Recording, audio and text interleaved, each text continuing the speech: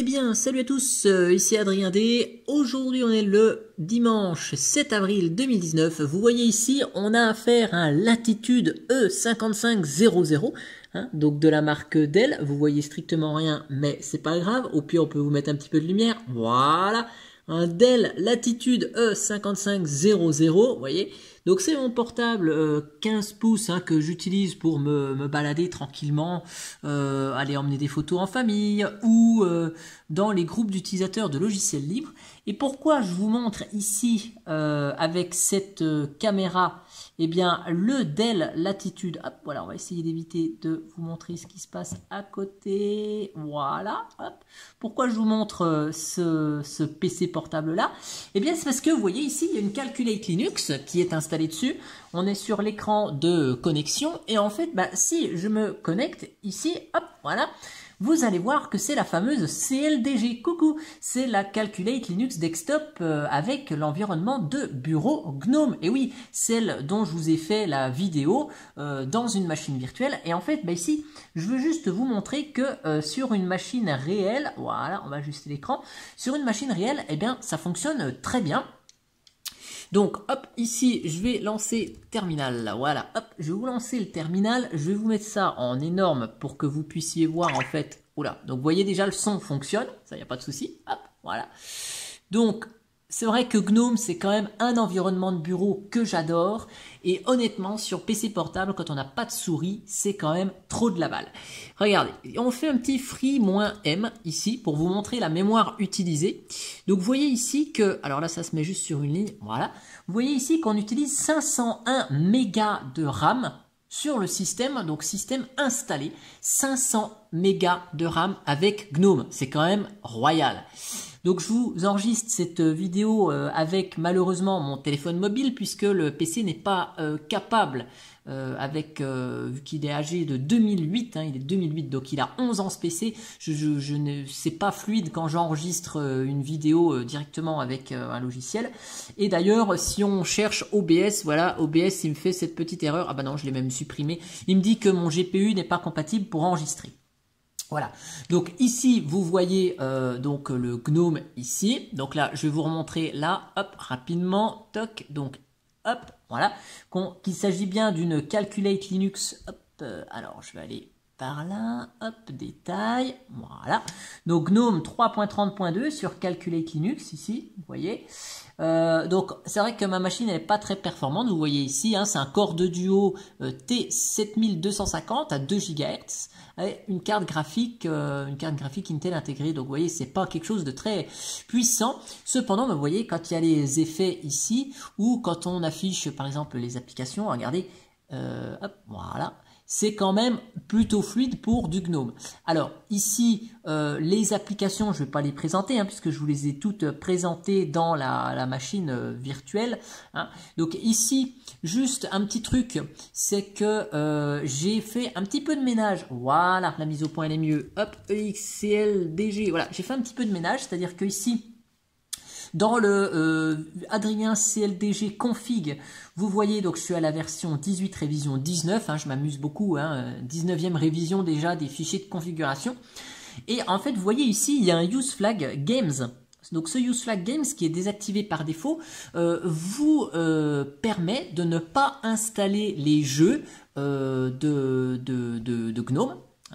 Voilà, donc ça veut dire que là si vous aviez déjà installé le système, si vous aviez déjà installé le système et que vous faites des mises à jour régulièrement, ce useFlag Games qui vient désactiver les jeux seront supprimés automatiquement.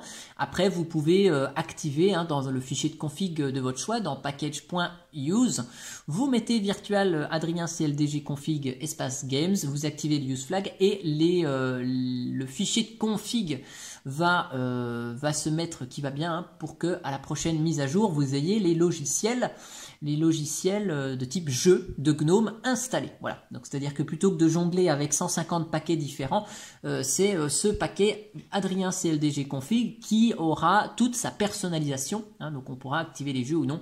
Donc ça va me servir juste pour tester que les jeux se compilent bien éventuellement, mais voilà, par défaut on les aura pas, il y en a pas trop d'intérêt. Donc après, ce qui est propre en fait à l'ordinateur portable, hein, bon là je vous montre vite fait, hein, mais la météo, vous voyez, ça fonctionne ici.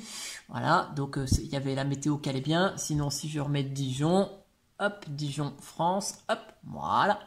Donc vous voyez ici, la météo fonctionne, l'emplacement est mémorisé. Et donc du coup, tout à l'heure, là, vous avez vu ici, dans les notifications, on avait les informations météorologiques. Ensuite, pour tout ce qui est gestion du PC portable, donc vous voyez ici le son, c'est peut-être un petit peu petit, hein, mais bon, vous voyez quand même, le son est parfaitement géré, l'affichage aussi, le Wi-Fi, donc ça on peut pas tester dans une machine virtuelle. Les paramètres Wi-Fi, donc ça fonctionne, hein, je suis connecté en Wi-Fi, voilà, mon réseau est connecté ici, et donc il va détecter automatiquement les nouveaux réseaux, voilà. Donc on a tous les réseaux qui sont autour de moi. Le Bluetooth, alors pour le moment c'est pas géré, il faut que je jette un petit coup d'œil pourquoi le Bluetooth n'est pas fonctionnel ici, voilà. Le son fonctionne, ça il n'y a pas de souci, et tout ce qui va être notification, ça va fonctionner, c'est-à-dire que moi j'ai des touches qui permettent voilà, de monter et descendre le son ici sur le clavier, donc si je descends, voilà. Et que je monte, ça marche. Il en est de même pour l'écran. Voilà, hop, vous voyez ici les notifications qui se mettent. Et donc la touche pour demander oh, où est-ce qu'en est la batterie. Et ben voilà, hop, la batterie elle est en charge, elle est presque pleine. Si je débranche le cordon de secteur et que je raffiche la batterie, ben on voit qu'elle est plus en charge. Voilà, hop, et si je raffiche la batterie, voilà. Et on a même les petits sons, vous entendez, quand la batterie se charge, elle se décharge. Voilà, décharge et charge. Je ne sais pas si vous entendez bien. Mais voilà, donc ici, il y a bien tout ce qu'il faut. Donc voilà, c'est un petit peu pour vous montrer hein, le système en action et que ça fonctionne bien sur du matériel. Et après avoir utilisé le système depuis un petit moment, si on fait un htop, donc htop il triche un petit peu, hein, c'est-à-dire que la consommation mémoire ici qui est de 607 mégas de RAM, c'est un peu, il triche un peu htop puisqu'il prend la mémoire libre plus les, il vous montre ça, regardez, hop, je vous montre. Htop, il utilise il prend en compte et la mémoire utilisée et la mémoire partagée dans ses calculs. Mais en fait, ce qu'il faut mémoriser, c'est bien que GNOME prend 483 mégas de RAM. Et donc là, hop, vous voyez, si je lance System Monitor, vous voyez, donc là, j'utilise que la touche Windows, voilà, les effets. Donc là, on voit que ici, le moniteur système, lui, il prend en compte la mémoire disponible, enfin la mémoire utilisée et partagée, voilà. Sauf que là, dès qu'on lance le moniteur, vous voyez, ça prend déjà un petit peu plus de mémoire. 525 plus 143, hop, ça donne 712 à peu près, voilà.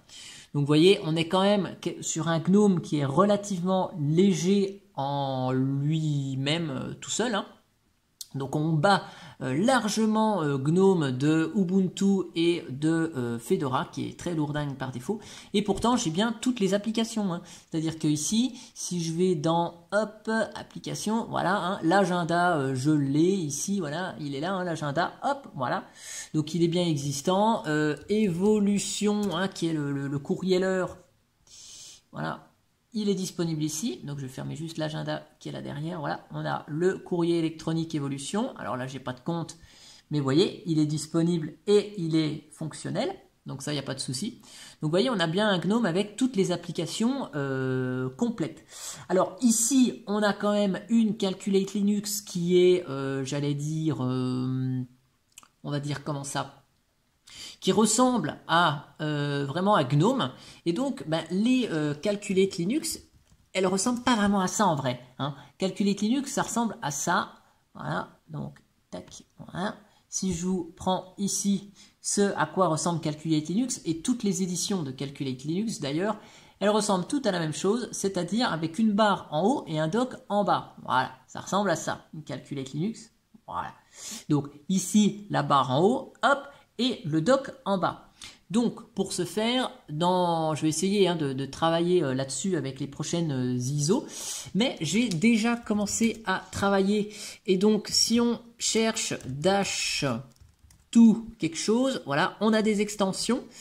Ici, on a les extensions Dash to Dock et Dash to Panel. Donc, vous voyez ici, Dash to Panel, il existe déjà, Dash to Panel, chez Gentoo. Dash to Dock n'existe nulle part, hein, même si vous cherchez sur Zugaina, là où vous avez tous les overlays disponibles déclarés, il n'existe pas ce paquet GNOME Shell extension Dash to Dock. Donc j'ai repris la même dénomination, GNOME Shell extension le nom de l'extension, donc ici GNOME Shell extension Dash to Dock. Et donc on va essayer de personnaliser dans les prochaines images ISO, un petit peu comme Calculate est en temps normal. Donc là, hop, attention, je reprends le téléphone, hop.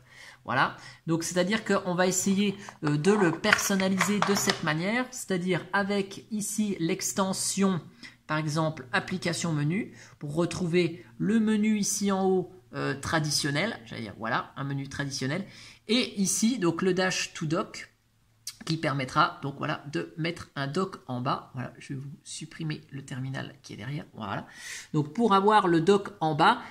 Comme Calculate Linux sur les autres éditions de Calculate Linux, donc avec le dock en haut et le menu traditionnel en bas. Sachant que le Dash to Dock que j'ai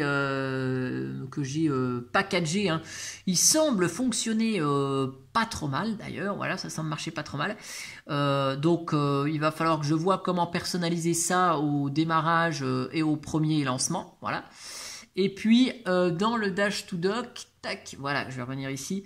Donc vous voyez ici, il y a deux versions de Dash to Dock, la version 65 et 66, parce qu'en fait la version 66 est pure du code de la version GNOME 3.30. Donc comme ça, le GNOME Shell extension Dash to Dock sera prêt pour la migration vers GNOME 3.32. Hein, j'ai déjà préparé le travail. Bien sûr, l'extension n'est pas fonctionnelle si on essaye de l'installer sur un GNOME 3.30. Voilà. Donc c'était pour vous faire un petit retour hein, sur l'utilisation de cette CLDG. Vous voyez que ça fonctionne plutôt bien en grandeur nature, hein, ici. Voilà. Donc je vous rappelle ici que c'est bien la Calculate Linux Desktop. Ici, hop là, c'est mon pied de support de téléphone qui tombe, c'est pas grave. Donc bien un GNOME 3.30.2 avec ici Calculate Linux sur mon Dell. Voilà, c'est marqué là, Dell Latitude E5500. Donc voilà, un PC portable de 2008 fait très bien tourner GNOME 3 avec les derniers composants en date de Calculate Linux. Voilà. Et ben j'espère que ce petit retour d'expérience vous aura plu. Et puis moi, je vous dis à bientôt pour une prochaine vidéo. Allez, ciao ciao!